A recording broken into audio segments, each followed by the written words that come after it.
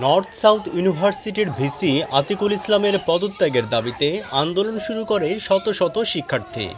North south বিশ্ববিদ্যালয়ের ৮ নং গেটের সামনে ১৭ই আগস্ট সকাল থেকে জড়ো হতে থাকেন শিক্ষার্থীরা ভিসির পদত্যাগের দাবিতে বিভিন্ন স্লোগান দিতে থাকে।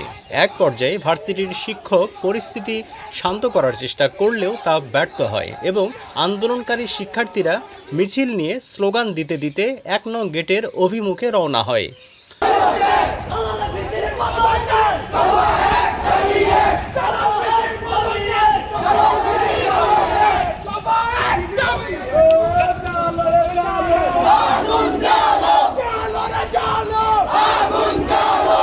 পরপর দুইবার ভিসির দায়িত্ব পালন করেছেন নর্থ সাউথ বিশ্ববিদ্যালয়ের ভিসি আতিকুল ইসলাম।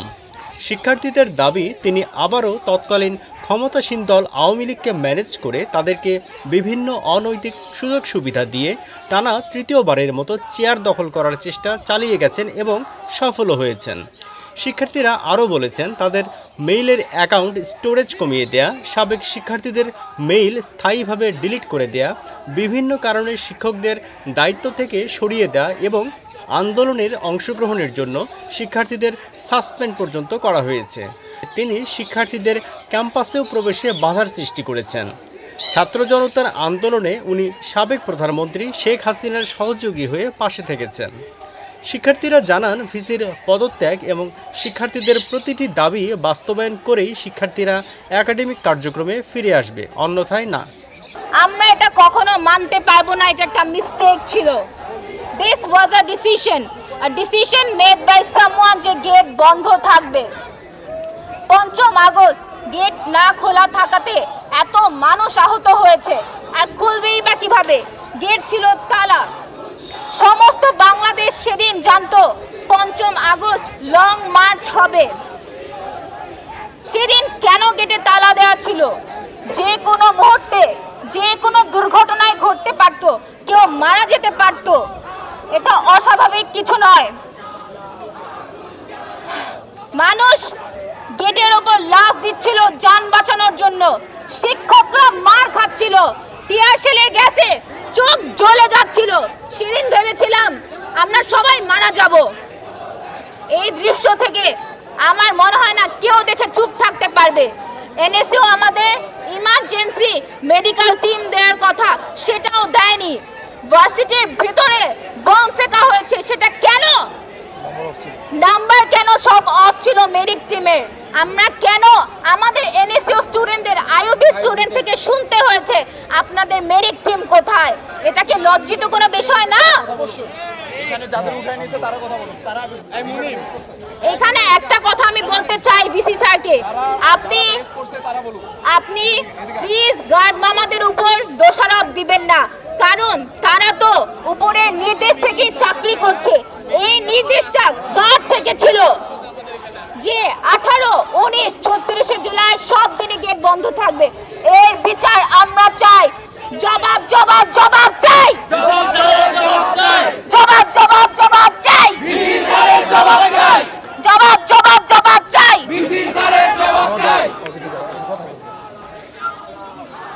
আমরা আমাদের এই ঘোষিত 14 দফা দাবি এবং আমাদের দাবির সাথে আমাদের সবচেয়ে মূল দাবি হচ্ছে আমাদের ভিসির পদত্যাগ করতে হবে। আমাদের এই দাবি আমরা বিওটি চেয়ারম্যানের কাছে জানাচ্ছি। আমরা বর্তমানে আমাদের অভিভাবক হিসাবে আমরা আমাদের বিওটি চেয়ারম্যানকে কনসিডার করতেছি এবং আমাদের বিওটি চেয়ারম্যানই আমাদের অভিভাবক। এর বাইরে আমাদের যার হাতে রক্ত তার সাথে আমাদের কোনো আলোচনা নাই, তার সাথে আমরা কোনো প্রকার কথা, তার কাছে আমরা কোনো প্রকার দাবি দেওয়া জানাচ্ছি না। তার প্রতি আমরা বলতে চাই আপনি সসম্মানে পদত্যাগ করুন। আপনি যদি সসম্মানে পদত্যাগ না করেন, গণভবন থেকে শিক্ষা নেন। গণভবনের যে অবস্থা হয়েছে আপনারও ঠিক একই অবস্থা হবে। আমরা কোনো ফ্যাসিস্ট, কোনো দালালের অস্তিত্ব ক্যাম্পাসে মেনে নেব না, যার কারণে আমার শিক্ষার্থীরা রক্তাক্ত হয়েছে, যার কারণে আমাদের ছাত্রদের লিস্ট এই বাড্ডার ডিসি অফিসে পাঠানো হয়েছে। যিনি আমাদেরকে আশ্বাস দিয়েও যিনি আমাদের গেট খোলেন নাই, যিনি সরাসরি শেখ হাসিনার সাথে লিয়াজু করেছেন, এই ফ্যাসিজমের লিয়াজু করেছেন, আমাদেরকে অশুভ শক্তি বলে আখ্যায়িত করেছেন, তার সাথে কোনো প্রকার আলোচনা হবে না। এই ভিসির প্রত্যক্ষ মদতে ক্যাম্পাসে ছাত্রলীগ কমিটি দিয়েছে, আমাদের অরাজনৈতিক শিক্ষা প্রতিষ্ঠানকে তিনি রাজনীতিকরণ করতে চেয়েছেন। সুতরাং তার সাথে কোনো প্রকার আলোচনা নয়। আমরা আমাদের দাবি দেওয়া বিওটি চেয়ারম্যানের কাছে জানাচ্ছি এবং আমাদের দাবি দেওয়া অবিলম্বে মেনে নেওয়ার জন্য আমরা বিওটি চেয়ারম্যানকে আহ্বান জানাচ্ছি। তিনি যদি আমাদের দাবি দেওয়া মেনে না নেন, আমরা আমাদের এই অবস্থান কর্মসূচি ছাড়বো না।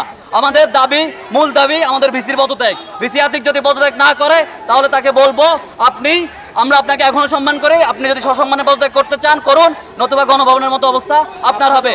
আপনি পালানোর কোনো জায়গা পাবেন না। দফা এক, দাবি এক।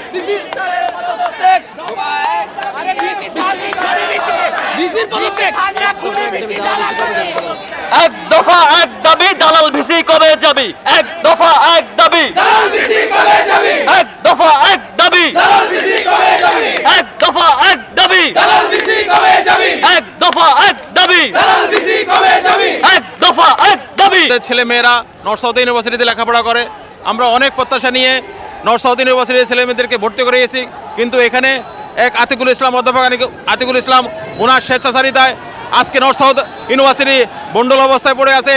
এখানে শিক্ষার ব্যবস্থা, সঠিক কোনো শিক্ষার কোনো ব্যবস্থা হচ্ছে না। নর্থ সাউথ ইউনিভার্সিটির প্রথম দিকে যখন ইউনিভার্সিটির একটা সুনাম ছিল, যখন এক্সিকিউটিভ বোর্ডে নির্দিষ্টভাবে কাজ করতো এবং যেখানে দেখা গেছে এক্সিকিউটিভ তত্ত্বাবধানে নর্থ সাউথ ইউনিভার্সিটি চলতো, এখন এক আতিকুল ইসলামের স্বেচ্ছাচারিতায় নর্থ সাউথ ইউনিভার্সিটি চলে, যেখানে শিক্ষার মান অনেক নিম্নমানে, যেখানে এশিয়ার মধ্যে সেরা একটা ইউনিভার্সিটি হিসাবে নর্থ সাউথ ইউনিভার্সিটি প্রতিষ্ঠিত হয়েছিল। আজকের এই অবস্থান শুধুমাত্র স্বেচ্ছাচারী এই আতিকুল ইসলামের কারণে। আমরা এই আতিকুল ইসলামের পদত্যাগ দাবি করছি এবং এখানে সুচারু সুন্দর একটা ম্যানেজমেন্ট কামনা করছি, যাদের মাধ্যমে এই ইউনিভার্সিটি সুন্দরভাবে পরিচালিত হবে এবং আগের ঐতিহ্য ফিরে পাবে। অনেক আশা করে আমাদের সন্তানদেরকে আমরা সুশিক্ষার জন্য নর্থ সাউথ বিশ্ববিদ্যালয়ে পাঠিয়েছিলাম, কিন্তু একজন খুনি বিসির, এই খুনি বিসির স্বেচ্ছাচারিতা, আওয়ামী প্রেতাত্মার কারণে এই বিশ্ববিদ্যালয়টা ধ্বংসের মুখে পৌঁছেছে। আমাদের হাজার হাজার সন্তানদের জীবন আজ বিনষ্ট হচ্ছে। এই বিসির স্বেচ্ছাচারিতার কারণে বিশ্ববিদ্যালয়ের সমস্ত শিক্ষা কাঠামো, বিশ্ববিদ্যালয়ের সমস্ত নীতির সমস্ত বিসর্জিত হচ্ছে। এই বিসির পদত্যাগের মাধ্যমে শিক্ষার সুন্দর পরিবেশ ফিরে আসবে। এই বিসির পদত্যাগের মাধ্যমে, খুনি বিসির পদত্যাগের মাধ্যমে শিক্ষার সুন্দর পরিবেশ ফিরে আসবে।